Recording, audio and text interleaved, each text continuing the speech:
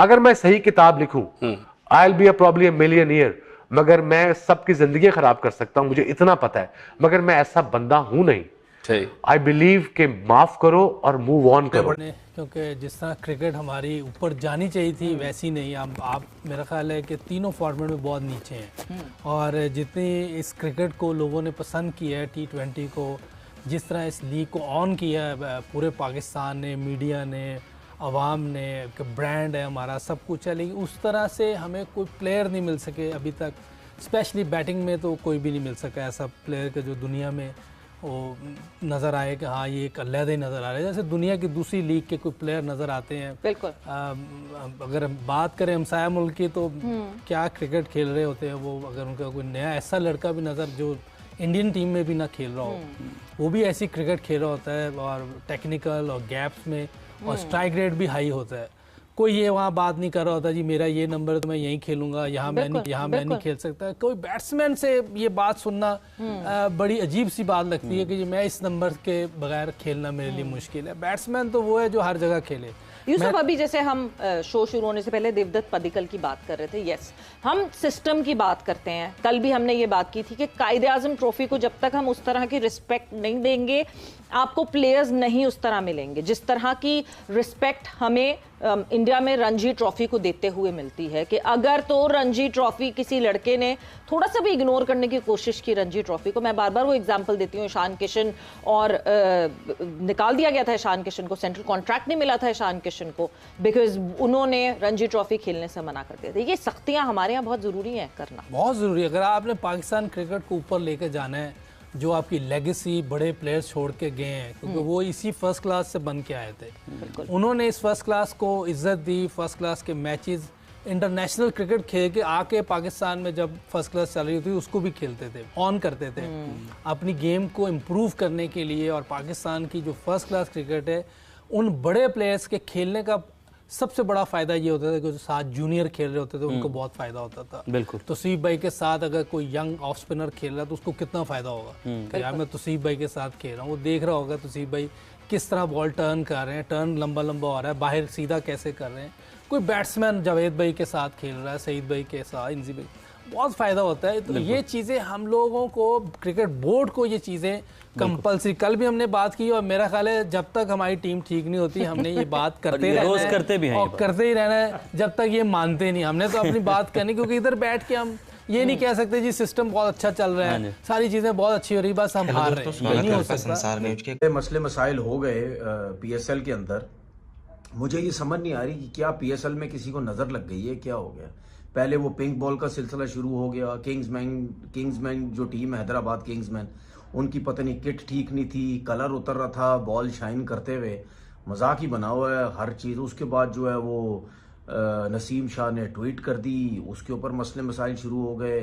फिर उसके बाद कल जो है शाहीन अफरीदी हो गया, सिकंदर रजा हो गया, ये होटल में कुछ दोस्त यारों के साथ बैठे रहे, सिक्योरिटी को क्रॉस करके गए ये लोग, उनके दोस्त यार बैठे, सिक्योरिटी के ऊपर बातें शुरू हो गई। मतलब यानी कि किस तरीके से ये दोस्त यार होटल के अंदर आगे 2-2 4-4 घंटे वो बैठे रहे, ये मसले मसाइल हो गए। आज जो है इतनी बड़ी न्यूज़ सामने आ गई जो कि हम सब हैरान भी हुए।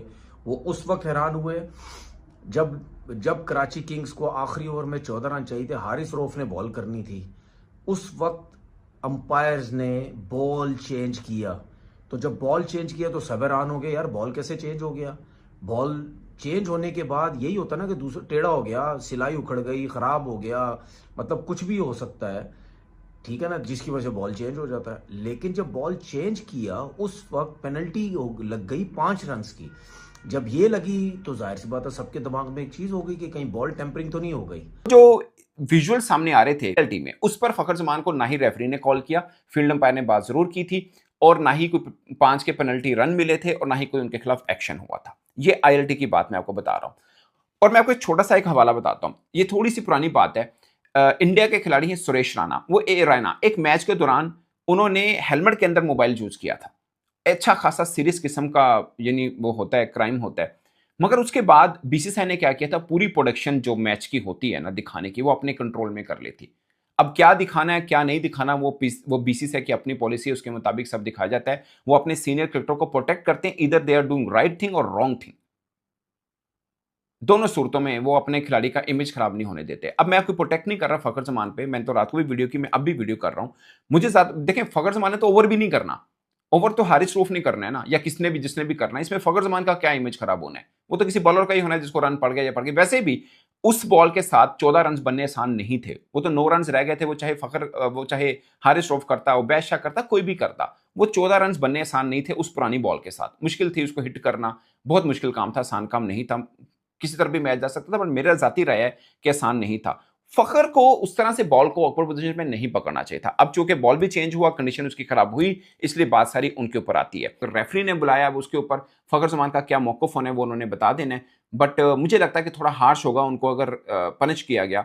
पूरे का पूरा करियर उनका ठीक रहा है और डिसिप्लिनरी भी ठीक रहा है, इस तरह की चीज़ों पे वो पड़े भी नहीं है। मैंने आपको पहले भी उनकी एक तस्वीर दिखाई थी, उसमें उनके खिलाफ कोई एक्शन नहीं हुआ था। और पाकिस्तान की लीग भी नहीं है, ओवरसीज लीग है, और ये पाकिस्तान की लीग है। मैं सिर्फ ये कहना चाह रहा हूँ कि कुछ इश्यूज ऐसे होते हैं जिनको शायद पस से पर्दा ही सॉर्ट आउट करना चाहिए। Better cricket, better cricketing, Pakistan cricket की जीत होती है या पाकिस्तान की तो जीत होती है, बिकॉज ऑब्वियसली ये सारे हमारे ही शहर है।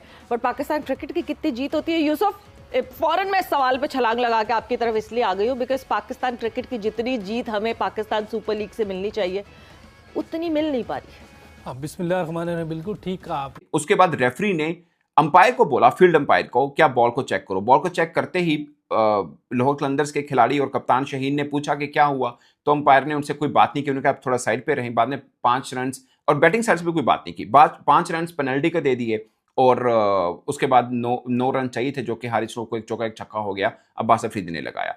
बट पॉइंट ये है कि क्या बॉल टेम्परिंग, एक होता है बॉल की कंडीशन चेंज करना, उसको टेम्परी कहते हैं। एक फेयर वे होता है कि आप हार्ड डेक के ऊपर बॉल को स्मैश कर रहे होते हैं, वहां से भी बॉल चेंज होता है। अब T20 क्रिकेट में बॉल का रिवर्स स्विंग होना, T20 क्रिकेट में बॉल का रिवर्स स्विंग होना का साफ मतलब है कि बॉल के साथ छेड़खानी जरूर हुई है, चाहे लीगल वे से। लीगल वे में आपको बता दिया कि जो होते हैं कि आप हार्ड डेक के ऊपर बॉल को मारते हो, एक साइड को शाइन रखते हो, दूसरे को नहीं रखते, वो लीगल वे यूज कर लेते हैं। मगर बाज़ औक़ात T20 भले इंटरनेशनल होता है, भले लीग क्रिकेट होती है, ठीक ठाक किस्म का रिवर्सिंग होता है। मैंने PSL में भी काफी मैचेस में ठीक ठाक किस्म का रिवर्सिंग होता है बॉल देखा। इसका मतलब है कि थोड़ा इलीगल वे के साथ भी बॉल को टेम्पर किया गया है। मैं सिर्फ PSL की बात नहीं कर रहा, बाकी जगहों पे भी मैंने देखे हुए, कई लीग्स के अंदर ऐसा होता है, इंटरनेशनल मैचेस में होता है, सो किया जाता है। ऑफ कोर्स जो पकड़ा जाए तो वो फिर पकड़ा गया, वो मैटर है। मेरा मतलब है कि ये चलता है। T20 क्रिकेट में वाला इतना रिवर्स स्विंग नहीं होता बॉल, जितना हमें अक्सर मुख्तलिफ मैचेस में देखने को मिलता है। मगर लाहौर और कराची के मैच में ज्यादा जो मैच बदला था एक्चुअली में, और जो अहम टूल था, जैसे मुस्तफिज और रहमान है, वो कटर मार रहे थे। रिवर्स स्विंग शायद उतना इफेक्टिव नहीं था जितना इफेक्टिव उनके कटर्स चल रहे थे। सो बॉल की शेप तो चेंज हुई, इसलिए अंपायर ने बॉल भी चेंज की। ये मैं इस चीज़ का बिल्कुल नहीं बोल रहा, बॉल की शेप तो चेंज हुई, और जिसने की उसके ऊपर भी सब चीज़ें सामने जरूर आ जाएंगी किसने एक्चुअली में की।